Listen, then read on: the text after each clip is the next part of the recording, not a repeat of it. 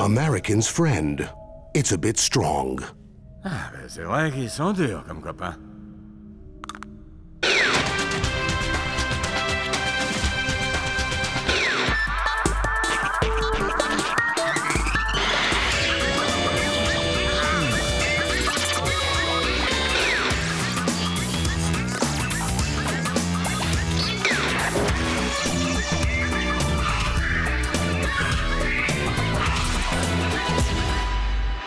Formidable. Première leçon, il faut savoir dissocier dans ses peintures le néoclassique du postmodernisme. Peinture. Oui, et ce qui concerne la peinture est valable pour la sculpture, évidemment. Sculpture. Ah non, là, c'est un tableau. Sculpture. Ah non, moi, c'est culture. Ça, c'est peinture. Ça, sculpture. Et moi, culture. Vous comprenez? Peinture. Non, Sylvester. Ça, peinture. Ça, sculpture. Peinture, sculpture. Peinture, sculpture. Et moi, culture. Peinture, sculpture. Peinture, sculpture. Peinture, culture. Culture, torture. Non, Sylvester. Culture, culture, torture. Tuture, Sylvester. Tuture, tuture, tuture, ma tuture. Les dinosaures vivaient dans les années 80-90 de notre ère. Ils se nourrissaient tous de légumes appelés aussi vedettes. Ici, le fucosaure. Reconnaissable à son cerveau minuscule et à son cri strident. Ici, le jacosaure. Un ancien oiseau dont les ailes se sont peu à peu transformées en gros sabots pour résister au désert.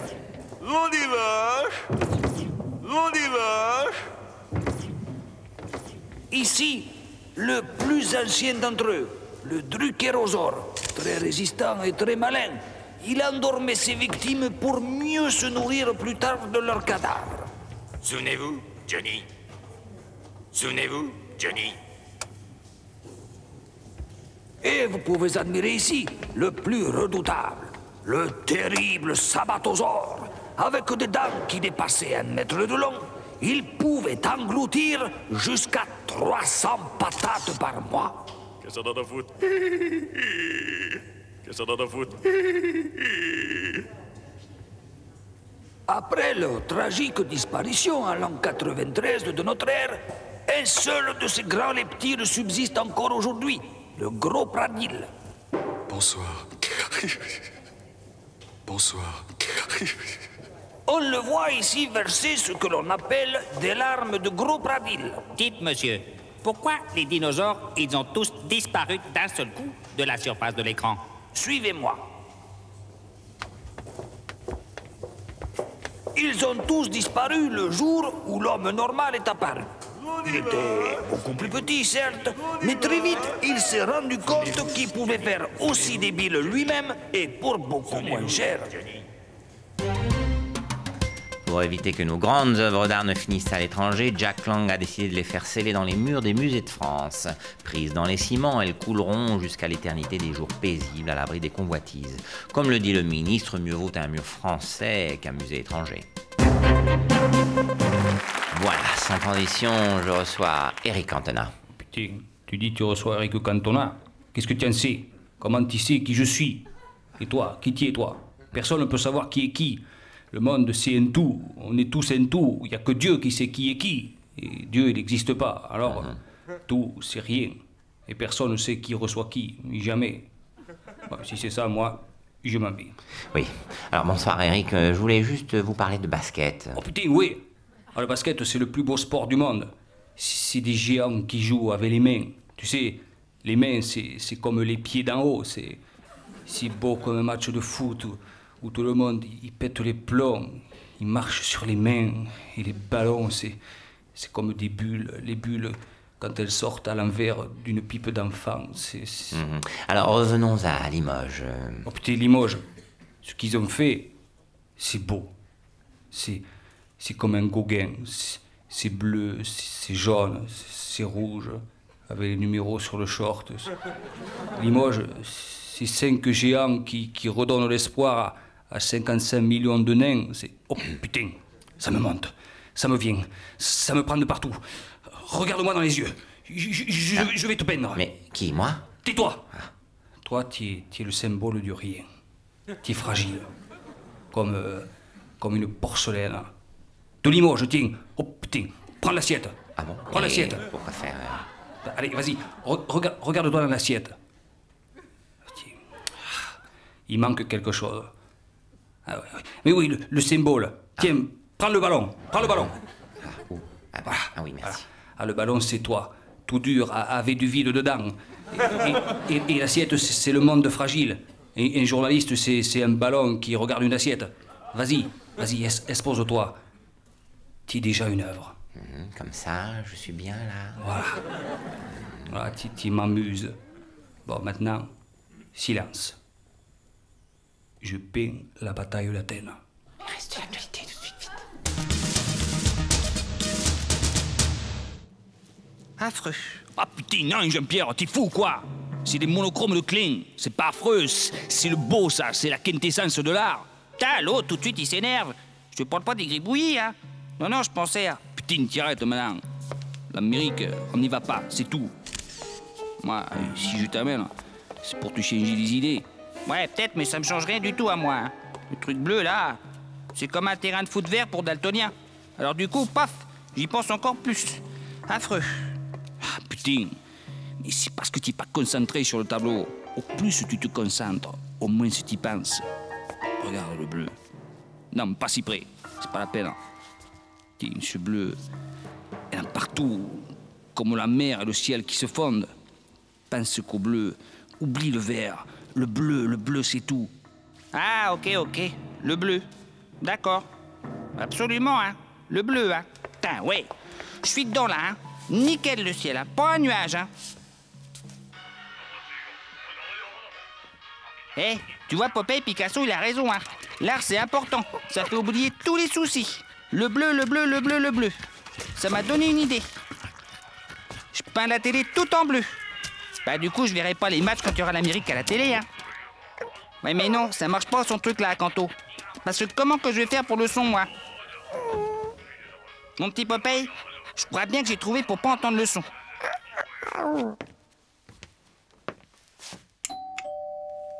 Une seconde, j'arrive. Putain, dépêche-toi.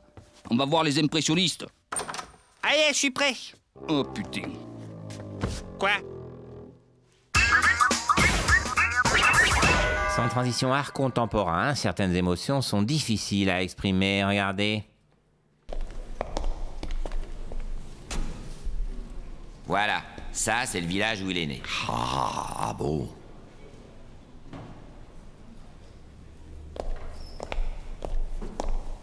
Son mariage, fort, hein? Ah ouais, très fort. Bon, puis après, il a fait une série beaucoup plus... La réussite professionnelle. Ah. Un autoportrait. Il triche pas, quoi. Ah non, riche pas. Ah, quoi, ça?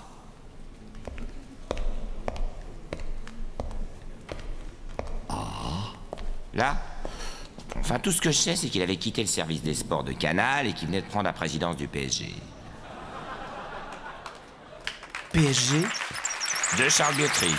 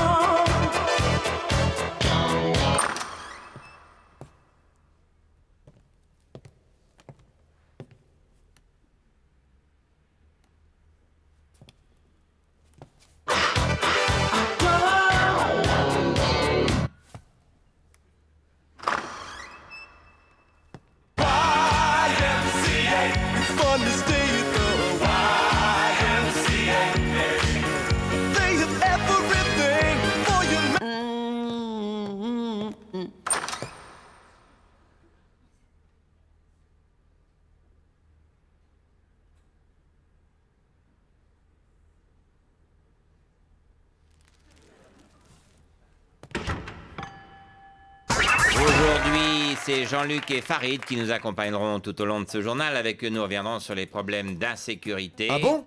Bah oui, on pensait que t'allais nous inviter pour l'ouverture du Palais de Tokyo, sur l'art contemporain, tout ça. Pourquoi? Vous aviez quelque chose à dire sur cette ouverture? Bah ouais. Quoi? Bah l'art contemporain, ça nique tout. Ça arrache la chatte. C'est pas comme ça qu'on parle de l'art contemporain, mes pauvres enfants. Vous ne connaissez rien. Ah ouais? Tu roules avec quoi comme bagnole, toi? Pourquoi? Bah parce que nous, en 2 minutes, avec un briquet et un chiffon, on en fait de l'art contemporain de ta caisse, hein. Oui, on va y revenir. Voilà. Sans transition, art. Qu'est-ce qui est beau, qu'est-ce qui ne l'est pas? Ça dépend des goûts, regardez.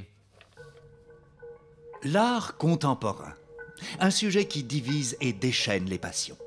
Pure provocation, génie visionnaire ou vaste supercherie. Une chose est sûre, les amateurs paient très cher des choses que peu de gens peuvent comprendre. C'est un bleu de Klein, magnifique, non? Klein était persuadé que dans le futur, il n'y aurait plus de dessins, plus de lignes, plus de nuances. Il a consacré sa vie à ne travailler que sur la couleur. Et voilà un de ses chefs-d'œuvre. Et vous l'avez payé combien? 400 000 €. C'est une pièce unique, une sculpture de Basquiat. Ah, et il sculptait aussi? Justement non, c'est sa seule pièce. Il a intitulé cette œuvre « Apocalypse Éternité Et vous l'avez payé combien? 1 million d'euros.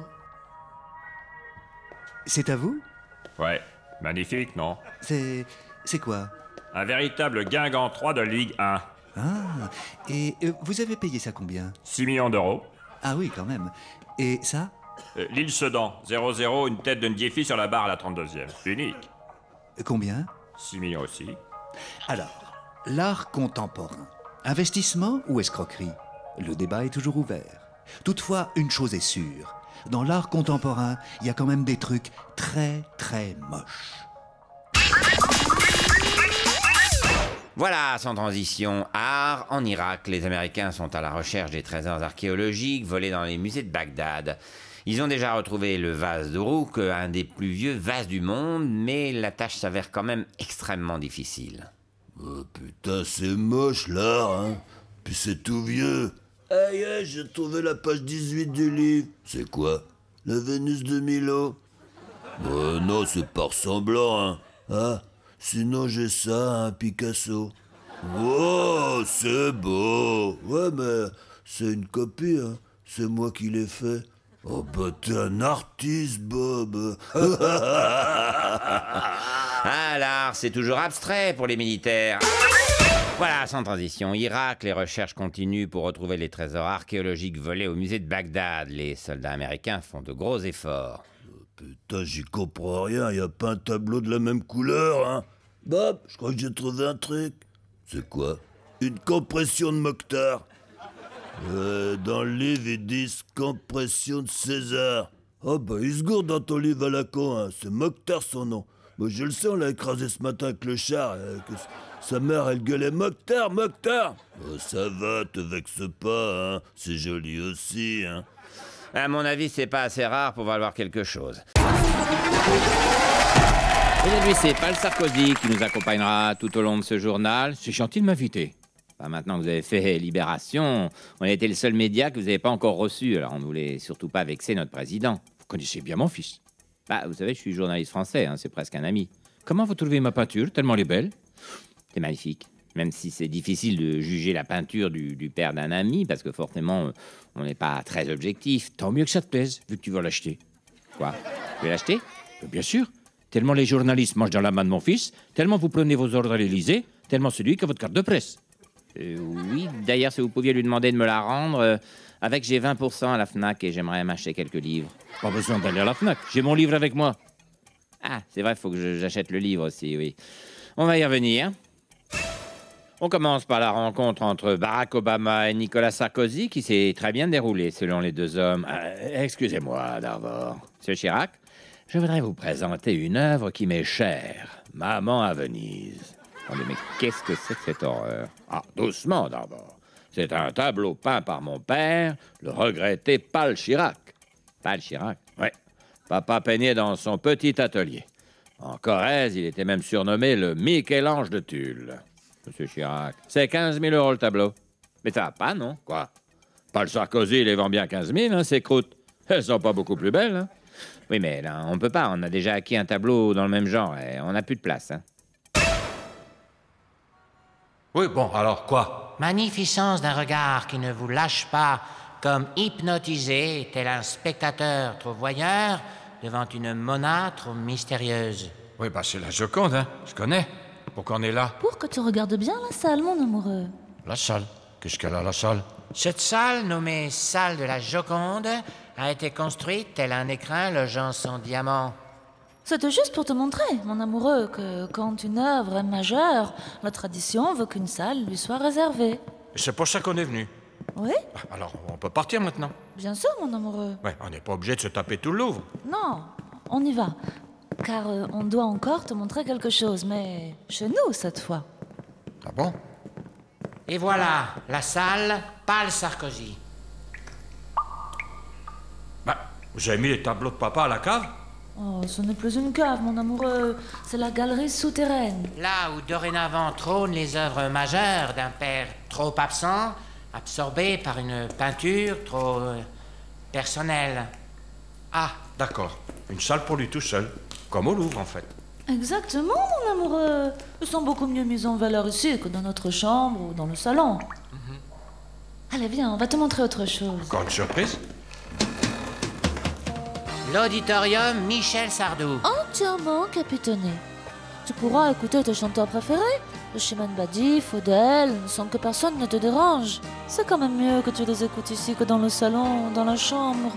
Eh ben, merci, je suis touché. Hein? Et dire qu'à un moment, j'ai cru que vous n'aimiez pas mes goûts artistiques. Ah.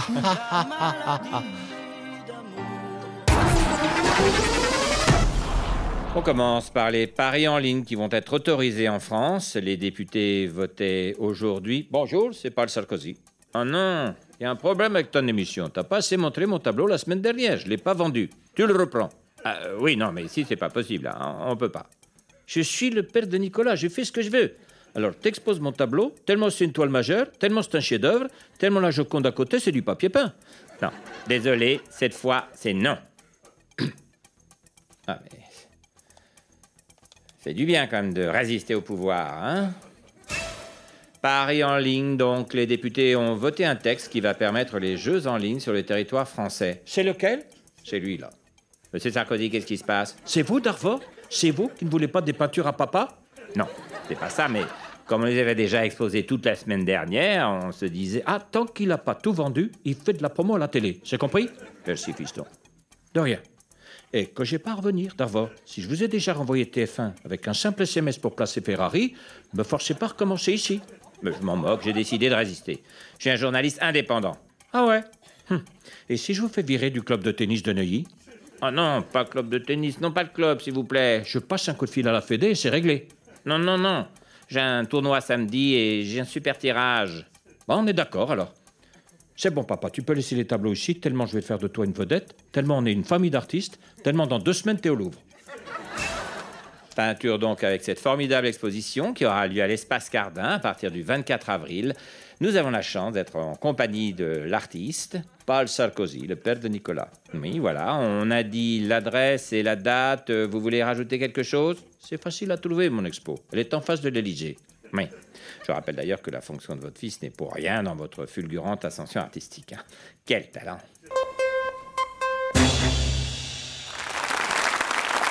Ça va, là, c'est bientôt fini. Attends. Voilà. Et voilà. Oh putain. Ah, j'ai tout donné, là. Je suis mou. Oui, on peut voir? Ouais, vas-y, regarde. Ah, oui, il y a quelque chose. Le truc orange, c'est le ballon. Le truc blanc, on reconnaît l'assiette, mais... Et les espèces de cheveux, là, sur le ballon, c'est quoi, là? Je sais pas. C'est un mystère de la création. Ça m'est venu en te regardant la tête. Ah bon? Et je suis où, moi? Mais toi, t'es le vide. T'es partout, là où il y a du blanc. Allez, tiens, bonsoir.